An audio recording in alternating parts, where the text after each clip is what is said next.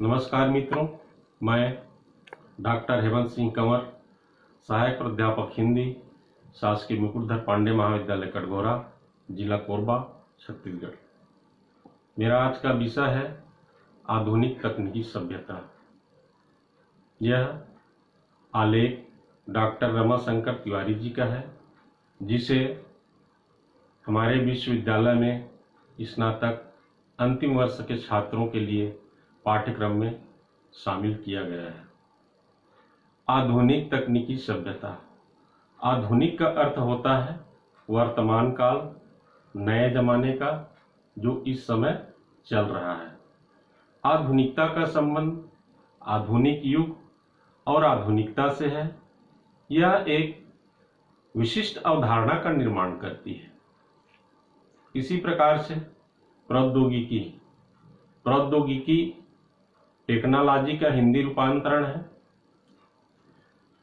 प्रौद्योगिकी का अर्थ होता है कि प्रकृति के हेरफेर के आधार पर सुधार की प्रक्रिया है। प्रौद्योगिकी एक लागू विज्ञान है। इस आधार पर हम समझ सकते हैं कि आधुनिक तकनीकी सभ्यता क्या है। जब से इस सृष्टि का निर्माण प्रारंभ हुआ, तब से लेकर अब तक दो बातें मानव समाज की प्रकृति को निर्धारित करने में अहम भूमिका निभाती रही है और वही इतिहास की रचना करती है। वही मानवता के विकास के लिए उत्तरदायी होती है। वही विकास की सूचक होती है और उसी पर भविष्य की प्रगति की रूपरेखा निर्भर करती है। यह है प्रौद्योगिकी और सभ्यता। हम प्राचीन भारतीय सभ्यता को देखते हैं। प्राचीन भारतीय सभ्यता में ग्रीक, रोमन की सभ्यता और आधुनिक सभ्यता जैसी बातों का यह अर्थ होता है कि मानव समाज की जीवन शैली अलग अलग युग में अलग अलग प्रकार की रही है और उसमें अलग अलग परिवर्तन आए। इन परिवर्तनों को लाने में प्रौद्योगिकी की सबसे बड़ी भूमिका रही है। इस प्रकार से हम देखते हैं कि सभ्यता और संस्कृति का विकास मनुष्य की विचार शक्ति और सोच पर निर्भर करता है। प्रौद्योगिकी मशीन से बहुत कुछ अधिक और वास्तव में यह किसी काम को करने और किसी ढंग से रहने की तकनीक है। इसलिए किसी समय की सभ्यता अपने युग की तकनीकी सभ्यता होती है। पूर्व में तकनीकी का विकास धीरे धीरे होता रहा, पर 21वीं सदी में प्रवेश करते समय पूरी सभ्यता तकनीकी सभ्यता से इतनी अधिक प्रभावित हुई कि इसे आधुनिक तकनीकी सभ्यता कहा जाने लगा। अब हम देखते हैं कि आधुनिक तकनीकी सभ्यता मानवीय सभ्यता का किस प्रकार विकास करती है। जब से मानवीय सभ्यता का विकास हुआ है, तब से लेकर यह विवाद का विषय रहा है कि प्रौद्योगिकी मानवीय विकास लाती है या फिर उसका विनाश करती है। प्लेटो इस बात से चिंतित थे कि प्रौद्योगिकी मनुष्य के याददाश्त को नष्ट कर देगी। जब इस्पात बनाने की तकनीक से प्राचीन भारत की स्थिति को बदलना प्रारंभ किया, तब परंपरावादी लोग निजी संपत्ति और मौद्रिक सौदे के प्रारंभ होने की अवस्था का गुणगान करते नहीं थकते थे। विश्व युद्धों ने परमाणु बम की प्रौद्योगिकी को मानवता के विकास के लिए खतरा बताया और इसे विश्व की विनाश की नींव समझा। अब देखते हैं प्रौद्योगिकी और सभ्यता में चोली दामन का साथ है। चोली दामन से तात्पर्य होता है घनिष्ठ संबंध। जब भाप से चलने वाले इंजन का आविष्कार नहीं हुआ था, तब दूरी तय करने के लिए घोड़े और शक्ति का प्रयोग करने के लिए मनुष्य की मांसपेशियां ही आधार थी और सभ्यता मनुष्य, पशु और यांत्रिक औजारों पर निर्भर थी। दूरियां तय करने का कोई विशेष साधन नहीं था।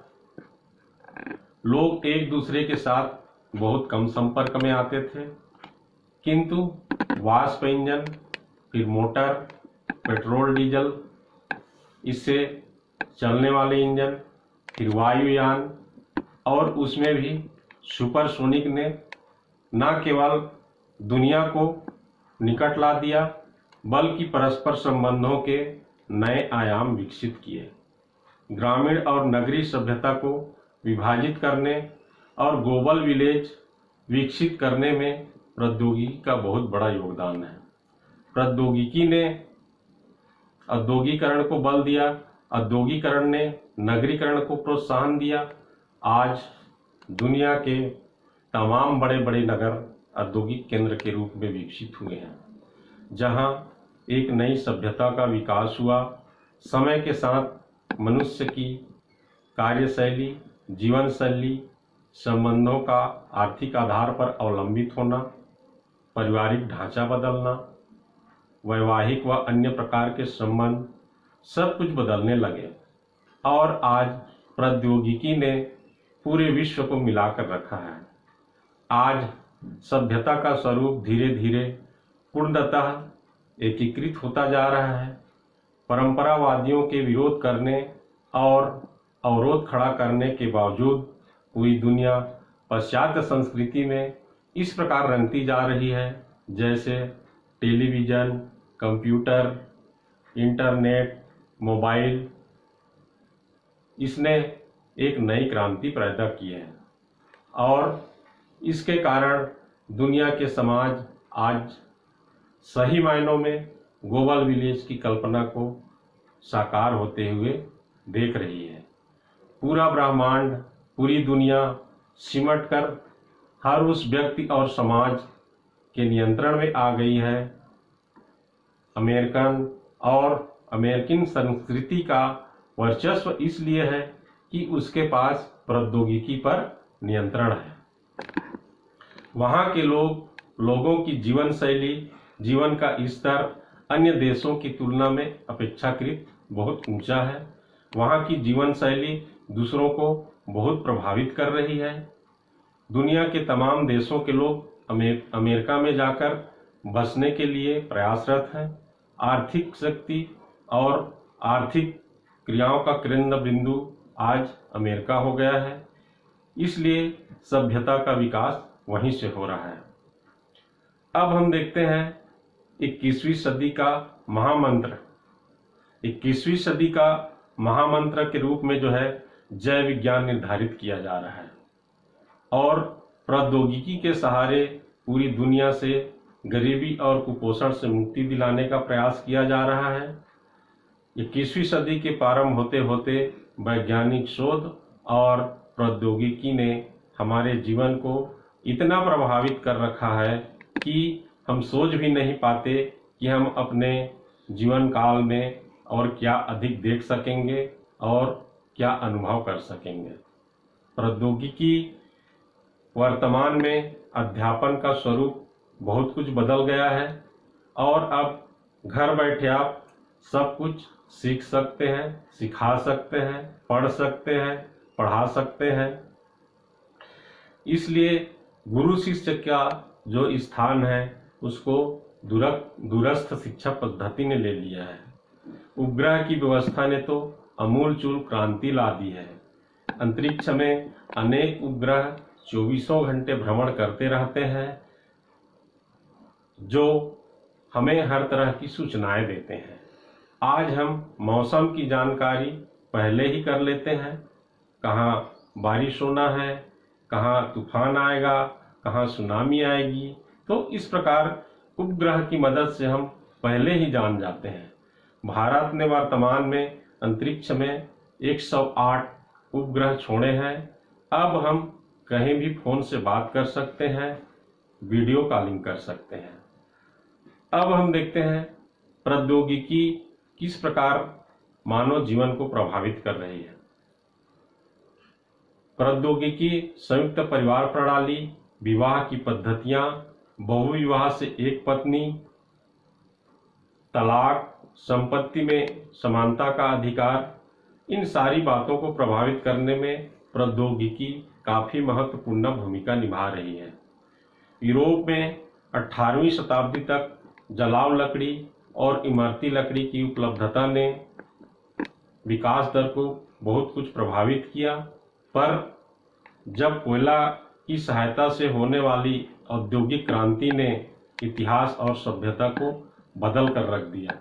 उत्पादन का ढांचा और प्रकृति इस प्रकार बदली है कि भारत की संख्या पिछले 50 वर्षों में 36 करोड़ से बढ़कर 101 करोड़ हो गई है। देशों में प्रजातंत्र लाने में प्रौद्योगिकी का बहुत बड़ा हाथ है। वर्तमान में चांद और मंगल ग्रह पर पहुंचने तक की सभ्यता का बदलाव प्रौद्योगिकी पर निर्भर है। भारत वर्तमान स्वरूप में लाने में प्रौद्योगिकी का बहुत बड़ा योगदान है। प्रसिद्ध वैज्ञानिक आर नरसिम्हन का कहना है कि भारत को उपनिवेश बनाने में रॉबर्ट वाटसन और वारेन हेस्टिंग का ही हाथ नहीं था, अपितु इसाक न्यूटन, जेम्स वाट की भूमिका काफी महत्वपूर्ण थी। पर्यावरणविद वर्तमान प्रौद्योगिकी को प्रकृति के विरुद्ध छेड़छाड़ के रूप में देखते हैं और प्राकृतिक जीवन शैली व संकल्प को भंग करने की प्रक्रिया समझते हैं। प्रौद्योगिकी और सभ्यता का संबंध किस प्रकार है देखते हैं। प्रौद्योगिकी और सभ्यता का बड़ा घनिष्ठ संबंध है। तमाम पूंजीवादी अर्थव्यवस्था के अंतर्गत बाजार आधारित अर्थव्यवस्थाओं का आधार प्रौद्योगिकी से जुड़ा है। समता, समानता, सामाजिक व्यवस्था आधुनिक प्रौद्योगिकी पर बहुत कुछ निर्भर करती है, पर प्रौद्योगिकी अपने आप में सभ्यता का निर्माण करने में असमर्थ है। वह केवल अस्त्र प्रदान करती है, उसका उपयोग व्यक्ति के ऊपर निर्भर करता है। परमाणु तकनीक के द्वारा शक्ति प्राप्त की जा सकती है, ऊर्जा उत्पन्न की जा सकती है, विकास किया जा सकता है और देशों और सभ्यता का विकास हो सकता है। मंगल ग्रह पर पहुंचा जा सकता है और लाखों लोगों के काल के गाल में भेजा जा सकता है। समानता लाई जा सकती है, असमानता भी विकसित की जा सकती है। आम आदमी को सशक्त बनाया जा सकता है और उपनिवेश भी कायम किया जा सकता है। भौतिक दूरियां घटाई जा सकती है, दिलों की दूरियां बढ़ाई जा सकती है। अब हम अस्त्र के रूप में देखते हैं प्रौद्योगिकी किस प्रकार से अस्त्र के रूप में कार्य करती है। प्रकृति पर विजय पाने के लिए प्रौद्योगिकी बहुत बड़ा अस्त्र है। प्रश्न सिर्फ यह है कि प्रकृति पर मानव समाज की दीर्घकालिक विकास के लिए है अथवा विलासिता और अधिकार बढ़ाने की लिप्सा के लिए। मनुष्य में आविष्कार करने और सीखने की असीमित क्षमता होती है। लोग प्रकृति को अपने विश्वास, ज्ञान और उद्देश्य के चश्मे से देखते हैं और प्रकृति के साथ व्यवहार करते समय वे अपनी सांस्कृतिक छवि को ध्यान रखते हैं। प्रौद्योगिकी का विकास पश्चिम के देशों में किया गया है। वह इस धारणा पर आधारित रहा है कि प्रकृति के पास असीमित संसाधन उपलब्ध है और उसका असीमित दोहन किया जा सकता है। अब अंत में हम देखते हैं कि वरदान के रूप में या अभिशाप के रूप में प्रौद्योगिकी मानव समाज के लिए वरदान भी है और अभिशाप भी है। अब यह मनुष्य पर निर्भर करता है कि वह इन विकल्पों में से किसे चुनता है। दुनिया में ईश्वर ने हमें इन दोनों के साथ इस पृथ्वी पर भेजा है। इसलिए यदि प्रौद्योगिकी का विकास और उपयोग बढ़ाया जाता है तो उसके साथ प्रकृति की विसंगतियां उत्पन्न होना स्वाभाविक है। प्रौद्योगिकी से उत्पन्न होने वाली बुराइयां दो प्रकार की है। एक वे जो मनुष्य के द्वारा जानबूझकर उत्पन्न की जाती है, और दूसरी प्रौद्योगिकी के साथ संपूर्ण मानव समाज को होने वाली खराबियां हैं, जैसे पर्यावरण प्रदूषण। इस प्रकार आधुनिक तकनीकी सभ्यता वर्तमान में प्रौद्योगिकी के ऊपर बहुत निर्भर करती है, और इसका भविष्य बहुत कुछ इस संतुलित बुद्धि पर निर्भर करती है। यदि मनुष्य ने इस संतुलन को भंग किया तो विनाश निश्चित है, अन्यथा विकास के अपार द्वार खुले हैं। आज आधुनिक तकनीकी ने हमें बहुत कुछ आराम तलब बना दिया है। अब कोई श्रम करना नहीं चाहता है। सभी जगह हम मोटर गाड़ियों से जाना चाहते हैं। सीढ़ियों के स्थान पर लिफ्ट का प्रयोग करते हैं। इसलिए मनुष्य अनेक रोगों का शिकार होने लगा है। शहरों में आरामदायक जीवन जीने से मोटापा, मधुमेह, दिल के रोग, इस प्रकार से कई बीमारियों का शिकार हो रहे हैं। बच्चों को TV, cinema, mobile, social media की लत लग गई है। वो पढ़ाई से जी चुराने लगे हैं। मनुष्य आज परमाणु बम, हाइड्रोजन बम, मिसाइल जैसे आधुनिक हथियार बना लिए हैं, जिससे जो है पूरी दुनिया पल भर में समाप्त हो सकती है। भारत आज दुनिया में एक महाशक्ति के रूप में जिस गति से अग्रसर हो रहा है वह काबिले तारीफ है।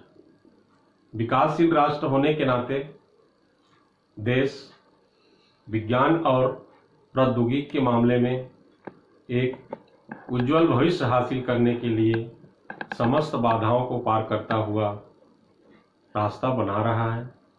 भारतीय समाज प्रौद्योगिकी को अपने दिन प्रतिदिन के जीवन में स्वीकार करने के लिए काफ़ी उत्सुक है। आधुनिक युग विज्ञान, प्रौद्योगिकी, ज्ञान और सूचना का युग है। मनुष्य आज परमाणु बम, हाइड्रोजन बम, मिसाइल जैसे आधुनिक हथियार बना लिए हैं, जिससे पूरी दुनिया पल भर में समाप्त हो सकती है। अतः हमें आधुनिक तकनीकी सभ्यता को अभिशाप नहीं वरन वरदान बनाने का प्रयास करना चाहिए। धन्यवाद।